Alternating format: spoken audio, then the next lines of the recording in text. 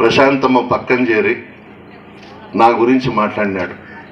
నేనేం తప్పు చేశాను? వాళ్ళ దగ్గర డబ్బు ఉండొచ్చు, నా దగ్గర అంత డబ్బు లేకపోవచ్చు. నేను నమ్ముకున్న వాళ్ళు ఈరోజు డబ్బుకి అమ్ముడుపోయినారు అని అంటే మాత్రం చాలా బాధగా ఉంది. ఎప్పటి నుంచో ఒక కుటుంబ సభ్యులుగా మనం ఇక్కడ మెలిగాము ఈ గ్రామంలో. మన ఇంటికి వచ్చినా నేరుగా తలుపులు తీసుకొచ్చి లోపల కూర్చుంటారు. అదే ఆ ఇంట్లోకి పోవాలంటే 4 గేట్లు దాటాలి, సెక్యూరిటీ ఉంటుంది. ఆ ఇంట్లో పేదలకు స్థానం లేదు. పెద్ద పెద్ద కాంట్రాక్టర్లకు, ధనవంతులకు మాత్రమే వేమిరెడ్డి ప్రభాకర్ రెడ్డి ఇంట్లో స్థానం ఉంటుంది. ఎందుకు వెళ్ళాడో నాకైతే తెలియదు. నిన్నటి వరకు నా సొంత తమ్ముడు కన్నా ఎక్కువగా చూసుకున్నా. నా సొంత తమ్ముడుగానే మెలిగాడు.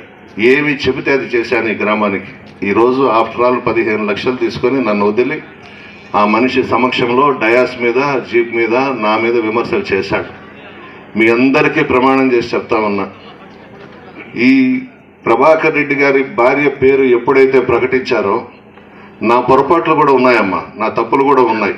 మన ప్రభుత్వం అధికారంలోకి వచ్చిన తర్వాత కొంతమంది తెలుగుదేశం పార్టీ వాళ్ళని మనం పార్టీలో చేర్చుకున్నాం. వాళ్లే ఈ 5 సంవత్సరాల్లో బాగా అనుభవించి సంపాదించుకొని 50 లక్షల నుంచి 3 కోట్ల వరకు ప్రశాంతమ్మ దగ్గర తీసుకొని అమ్ముడుపోయినారు. ఈ కష్టకాలంలో నాతో ఉండాల్సింది, నా ద్వారా లబ్ధి పొందిన వాళ్ళు డబ్బుకి అమ్ముడుపోయినారు.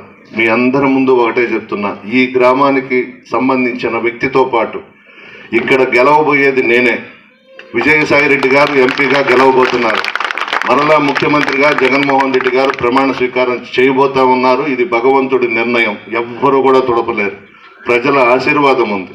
ఇటువంటి వ్యక్తుల్ని ఈరోజు కష్టకాలంలో నాతో ఉండకుండా ఎవరైతే డబ్బుకు అమ్ముడు పోయినారో వాళ్ళని భవిష్యత్తులో దేవుడి ముందు చెప్తున్నాను, నా గడప కూడా దొక్కనివ్వను. ఇంటికి వచ్చినా మెడబెట్టి బయటకు నెట్టేస్తాను. అవసరం లేదు.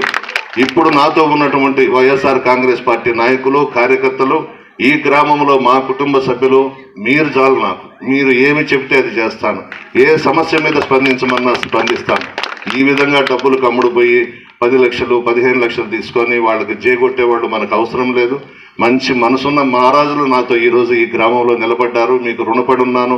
మీరు ఏ సమస్య చెప్పినా స్పందించేదానికి సిద్ధంగా ఉంటానని మనవి చేస్తూ, మీ ఆశీర్వాదం నాకు విజయసాయి రెడ్డి గారికి ఉండాలి. ఒక్కొక్కరికి 2 ఓట్లు ఇస్తారు. 2 కూడా ఫ్యాన్ గుర్తు మీద వేసి మమ్మల్ని ఆశీర్వదించవలసిందిగా కోరుతూ సెలవు తీసుకుంటాను.